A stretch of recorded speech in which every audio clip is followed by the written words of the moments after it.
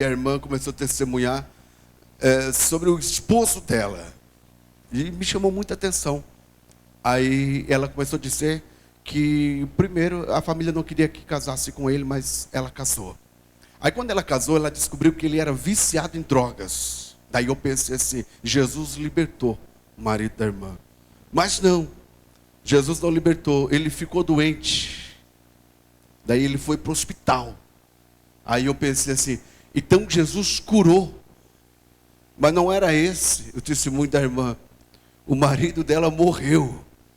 E ela falava assim com ênfase, né? E o meu marido morreu e tal. Aí eu disse, meu Deus, será qual é um milagre agora? Será que ele ressuscitou? Aí não era, ela disse assim, agora eu estou aposentada, ela disse. Eu tenho até um cartão recebido do governo e uma vez por mês eu passo lá naquela máquina e sai dinheiro. E a benção dela era a aposentadoria da viuvez. E, meu Deus. Eu fiquei olhando assim, a gente tem que andar bem certinho, nós que somos esposos, bem na linha, como dizia a mãe, porque se elas orar, volta e meia eu ouço alguém dizendo assim, irmão, eu já fiz de tudo para o meu esposo, e ele não mudou ainda, eu já estou até pedindo para Deus, ou Deus muda, ou Deus dá aquele jeitinho brasileiro, prepara e leva para a glória, que eu não suporto mais. Meu Deus do céu. Mas na época, nos tempos bíblicos, viuvez era um pouco difícil.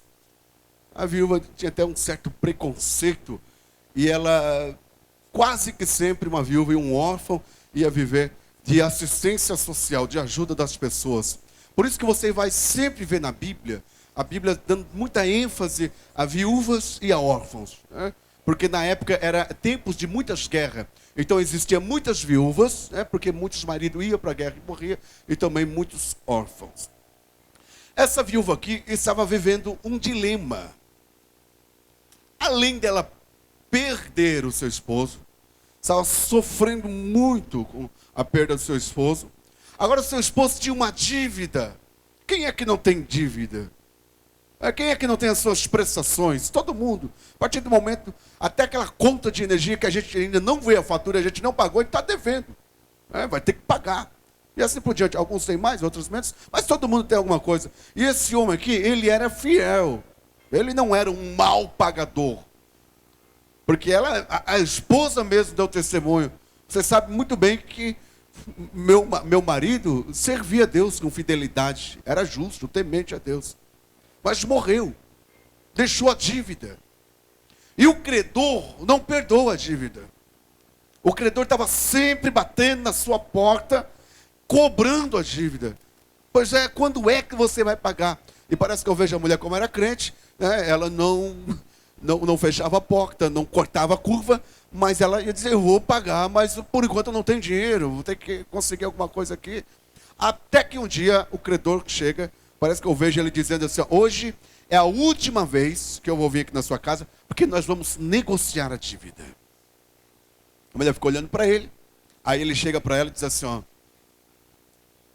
ela tinha assim, 2 meninos bonitos, e era normal isso na época, que a proposta que ele fez.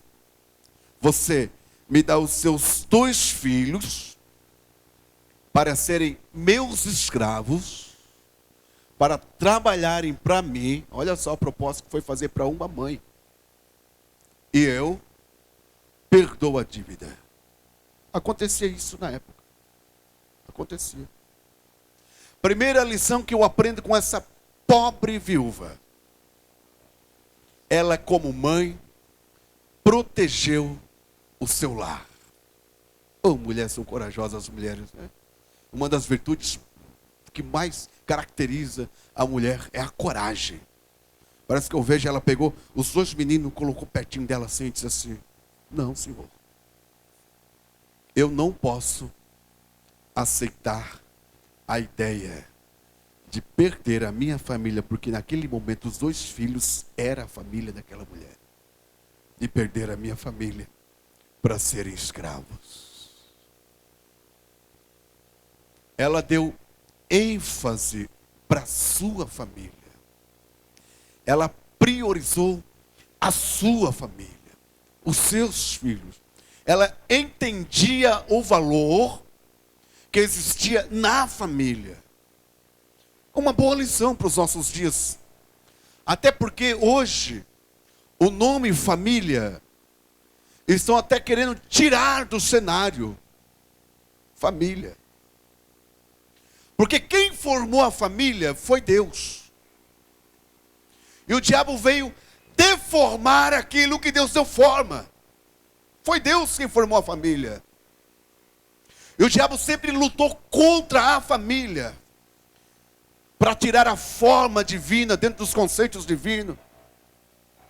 Infelizmente hoje, são poucas as pessoas que veem a família como um investimento, como um grande patrimônio, que tem muito valor.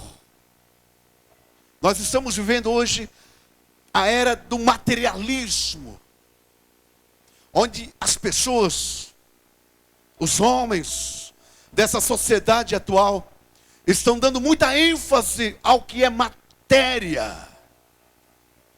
E estão se esquecendo da família. Estão se esquecendo do casamento. Se é verdade que a minha família é o meu maior patrimônio, se é o meu maior patrimônio, precisa ser o meu maior investimento na família. Essa mãe aqui, porque mãe é mãe, ela não aceitou a ideia de perder os seus filhos para ser escravo. Esse credor aqui é uma simbologia, uma tipologia do diabo. O diabo quer arrancar os nossos filhos do seio familiar, de dentro da casa de Deus, para levar os nossos filhos para serem escravos. Eu tenho certeza que nesse momento eu estou pregando para pais e para mães que perderam seus filhos. De repente você está chorando lágrimas de sangue, de tanto investimento que você investiu, porque só um pai sabe o que é ser pai. Se você não é pai, você não vai saber o que significa ser um pai enquanto você não tiver um filho. Só uma mãe sabe o que é ser mãe. E desde a infância, ou desde a gestação, todo investimento, tudo que você faz é pensando no filho. E o filho nasce, uma linda criança. Noites de sono que você perde, não é verdade? Embalando o filho. Depois vai crescendo. Você sempre tenta dar a melhor roupa, o melhor calçado, a melhor educação, o melhor ensinamento. Aí quando está adolescente, quando está um jovem formado, aí você olha e pensa assim: agora chegou um momento que eu vou aplaudir o meu filho em pé. Agora chegou o momento de eu colher todo o fruto do meu investimento. Aí vem o tráfico de droga e leva o teu filho para as drogas. Aí vem a prostituição e leva a sua filha para a prostituição. E você está aí chorando lágrimas de sangue. Você está aí desesperado. Deixa eu dizer uma coisa: não abre mão da bênção de Deus sobre a sua família. Você pode tanto morar dentro de um lindo apartamento, quanto dentro de uma simples casa. Você pode de repente andar com o melhor carro como de a pé. Mas não existe coisa melhor do que nós ser Deus na vida e ter um lar abençoado. Ter uma família abençoada. Ter uma casa onde tem paz. E paz não se compra com dinheiro. Apartamento se compra com dinheiro. Carrão se compra com dinheiro. Decoração bonita dentro do apartamento também se compra com dinheiro. Roupa de grife se compra com dinheiro. Status se compra com dinheiro. Agora paz, harmonia, Deus ninguém consegue comprar com dinheiro.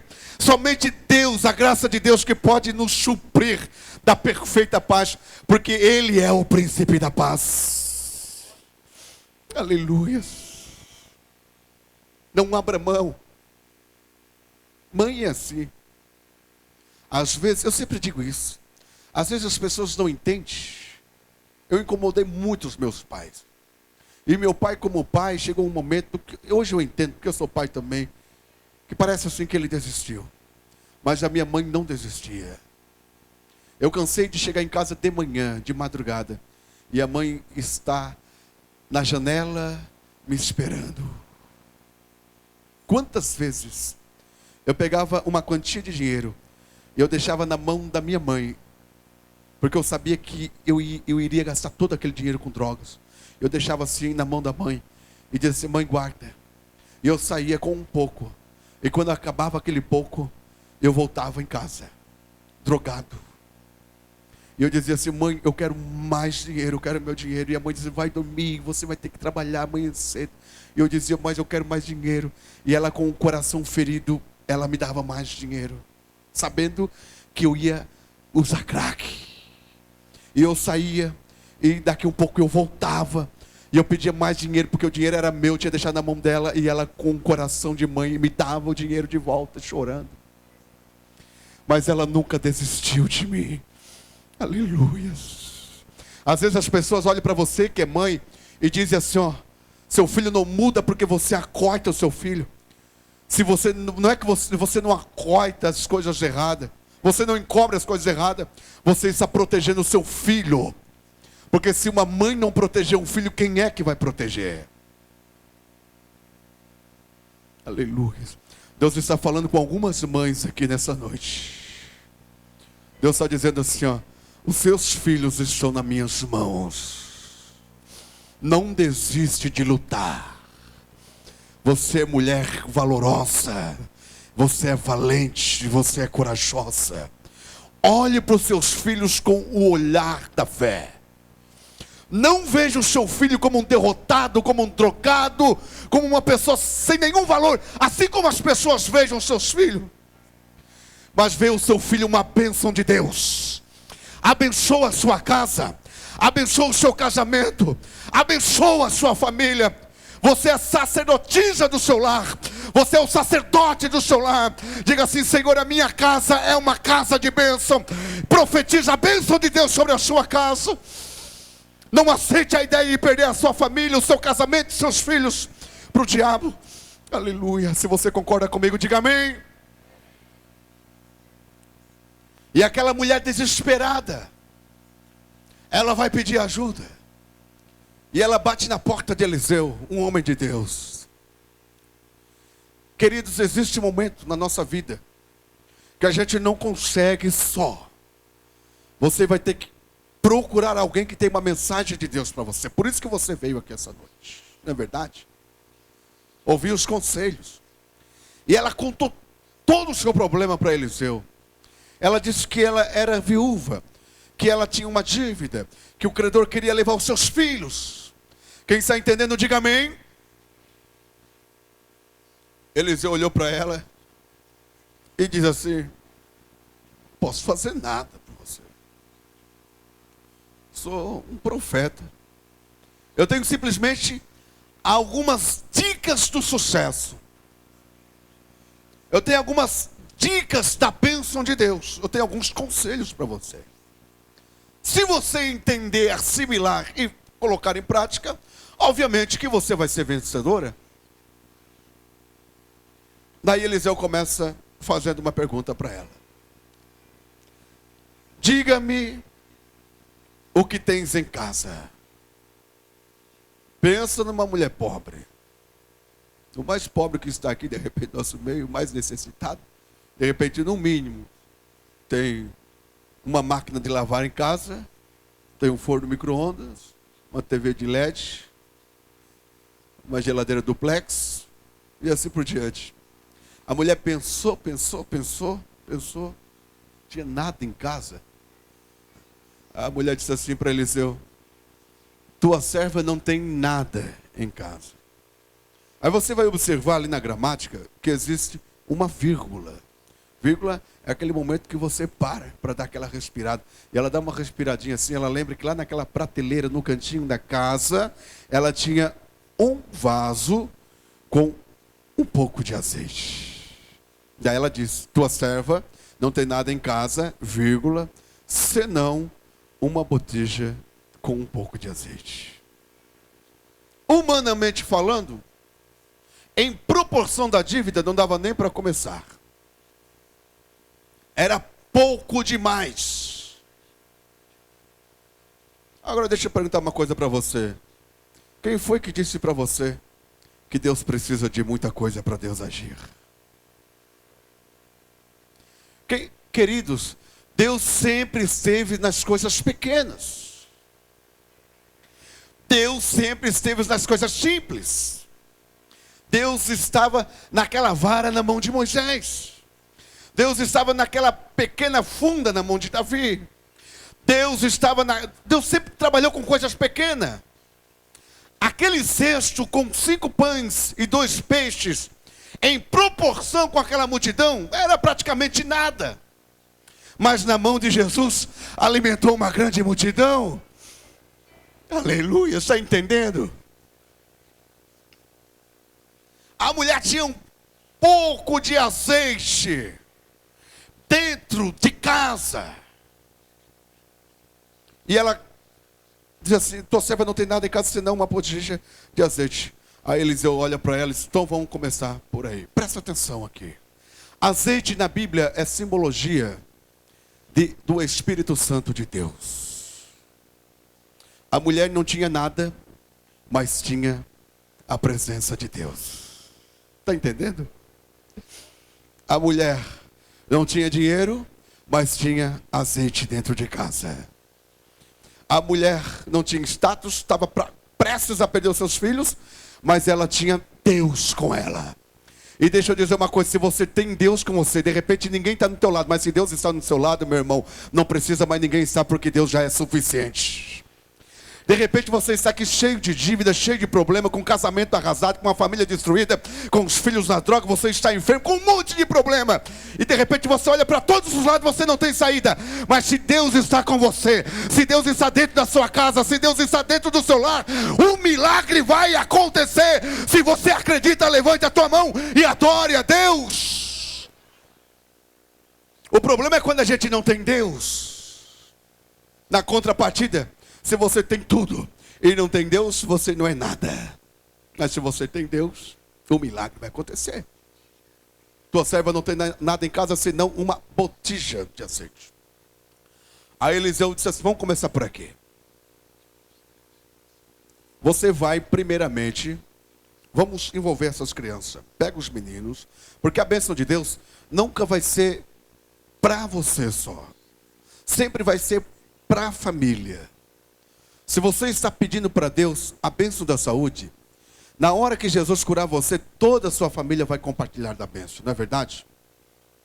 Se você está pedindo para Deus a bênção, uma bênção financeira, quando Deus abrir essa porta, toda a família vai ser abençoada. Então, toda a família tem que se envolver. Não pode só uma pessoa. Vamos pegar essas crianças aqui e vamos colocar a trabalhar. Agora Eliseu diz assim para ela assim: ó, vocês vão pegar e vão sair nessa vizinhança e vão pedir vasos emprestados. Mas precisa, Eliseu, pedir vaso emprestado? Coisa ruim, está pedindo emprestado as coisas, né? Aí parece que eu vejo Eliseu dizendo assim: você pode fazer isso? Até que posso. Então faça. O milagre você não pode fazer. Pagar a dívida você também não pode. Agora pedir vaso emprestado você pode. Então, mulher, faça a sua parte. Às vezes, queridos, a gente quer a bênção de Deus, mas a gente não quer mover uma palha. Às vezes a gente quer o sobrenatural de Deus. A gente quer o impossível de Deus, até porque Deus é o Deus do possível, do impossível. Deus só faz o impossível. Deus não faz possível. Você sabe por quê? Não que ele não tenha poder, obviamente se ele faz o impossível, obviamente que ele faz o possível. Mas o possível eu posso fazer. Se eu posso vir na igreja, por que não vir na igreja? Se eu posso orar a Deus, por que não vou orar? Se eu posso obedecer a Deus, por que não obedecer? Essa é a minha parte. Quer conquistar o coração de Deus? Quantos querem conquistar o coração de Deus? Diga amém. Então seja um filho obediente. Você que é pai, você que é mãe, há de concordar comigo. Qual é o pai que gosta de presentear um filho que não obedece? Aquele filho ganjento, ranzinza, que não obedece o pai. Qual é o pai que gosta de ajudar? Não. Agora, quer ver um pai ajudar um filho com prazer? É aquele filho que obedece. O pai pede e ele obedece. Quer conquistar o coração de Deus? Diga amém. Então obedeça a Deus. Aleluia. Não tem como eu viver uma dupla personalidade. Não dá. Esses dias ainda eu disse na TV, até porque essa semana é a semana dos namorados, não é verdade? Semana dos namorados, não se esqueça. Aí, às vezes, sabe o casal de namorado, eu já disse aqui, eu vou repetir. O casal de namorados são apaixonados, o menino é apaixonado pela menina, ele é louco por ela, todo dia ligando, mandando mensagem, mandando flor, mandando chocolate, mandando perfume, tudo para ela. Ele gosta dela, não fica longe dela e tal. Aí o dia que ela diz assim para ele assim, e daí? Vamos marcar o casamento? Aí o cidadão pensa, casamento? Catinho. Casamento, casa. Casamento, móveis. Casamento, comida. Casamento, água, energia, telefone. Casamento, mudança de comportamento. Casamento, fidelidade. Casamento, compromisso. Aí o cidadão chega e diz assim, que eu gosto de você, eu sou louco por você, mas é só para namorar. Às vezes a gente quer fazer assim com Deus, não é? A gente quer ser um namorado apaixonado por Deus. A gente quer marcar alguns encontros com Deus. Hoje eu tenho um encontro com Deus. A gente se perfuma e vem para o encontro com Deus. Ali a gente se encontra com Deus. Ali a gente chora. Ali a gente fala um monte de coisa bonita. A gente abraça. Mas quando a gente sai do encontro, como quem diz, agora eu vou viver a minha vida. Não tenho nenhum compromisso com você. A gente é simplesmente namorado. Aí eu mando outra mensagem para a gente marcar outro encontro com Deus. Quantos querem conquistar o coração de Deus? Diga amém. Então tenha compromisso com Deus. Nós não estamos aqui, queridos, para enganar ninguém. Nós não estamos aqui para manipular ninguém. O nosso compromisso é com a sua alma. Deus cura, Deus restaura, Deus dá casamento. Deus deu uma mulher linda para mim. Quando eu casei, o pastor Oswaldo disse assim para mim, se você casou, você deu esperança para muita gente. Mas Deus me deu uma esposa linda. Deus dá casamento, Deus dá casa, Deus dá carro, Deus dá saúde, Deus dá tudo isso. Agora a prioridade de Deus não são essas bênçãos que são materiais, que são efêmeras, que passam. A prioridade de Deus são as bênçãos que são eternas. Não adianta eu morar dentro de uma casona. Não adianta eu andar dentro de um carrão. Não adianta eu ganhar um salarão. Não adianta eu ter status na sociedade. E quando eu partir dessa terra, para onde eu irei?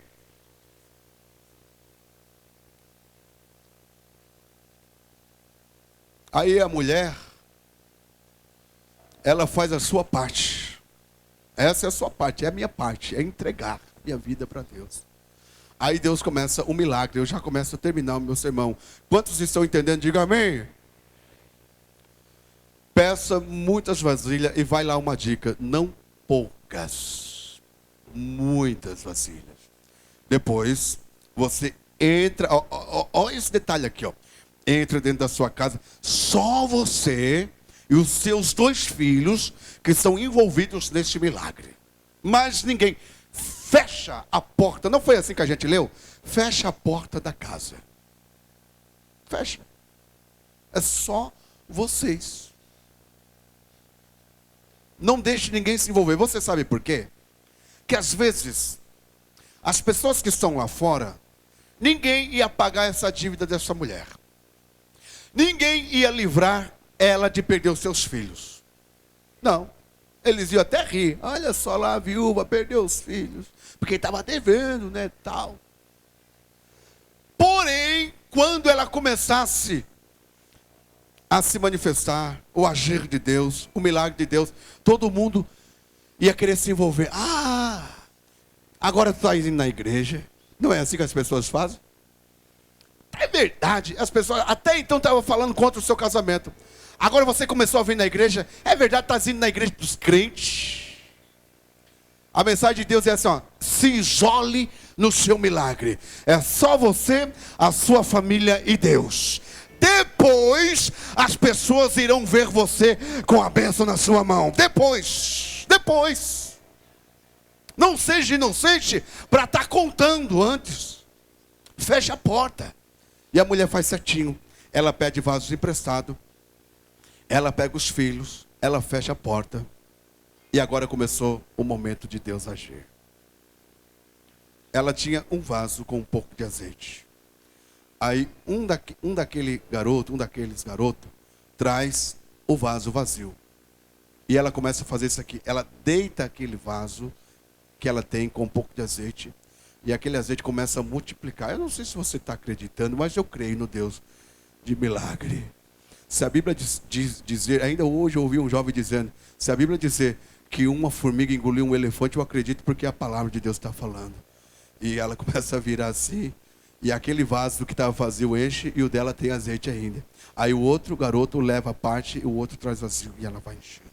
É um milagre. É isso que Deus vai fazer na sua vida. É um milagre. Dá para explicar milagre? Não dá para explicar. É um milagre. E Deus vai pegar esse casamento que está acabado aí. Deus vai restaurar o seu casamento. Deus vai pegar você que está enfermo, Jesus vai curar a sua enfermidade. Você que não consegue mais dormir à noite, você que está depressivo, Jesus vai curar a sua vida emocional. Você, enfim, não importa qual for o problema, Deus vai fazer um grande milagre na sua vida. E ela vai enchendo, e o azeite não acaba. O que acabou foram os vasos. Daí ela grita assim, Joãozinho, traz mais um vaso. Aí o Joãozinho diz assim, mãe, os vasos acabaram. E quando acabaram os vasos, a Bíblia diz que o azeite parou. Observe que a Bíblia não vai dizer que o azeite terminou, que o azeite acabou. A Bíblia vai dizer que o azeite parou. Por quê? Porque se ela tivesse mais vasos, obviamente que teria mais azeite. Marque o que eu vou dizer para você. A bênção de Deus, ela é proporcional com o seu esforço. A quantidade de vasos que ela trouxe foi proporcional com o esforço dela. Se essa mulher trouxesse 10 vasos, ela teria azeite só para 10 vasos. Mas se ela se esforçasse e trouxesse 100 vasos, ela teria azeite para 100 vasos. Mas se ela se esforçasse muito e trouxesse mil vasos, ela teria azeite para 1000 vasos. Porque o que acabou não foi o azeite. Não foi a bênção de Deus. O que acabou foi o esforço dela. Foi os vasos. Deixa eu dizer uma coisa para você. A sua bênção é do tamanho do seu esforço. Quanto mais você se esforçar, mais Deus vai lhe abençoar. Tem gente, meu irmão, que é super abençoado.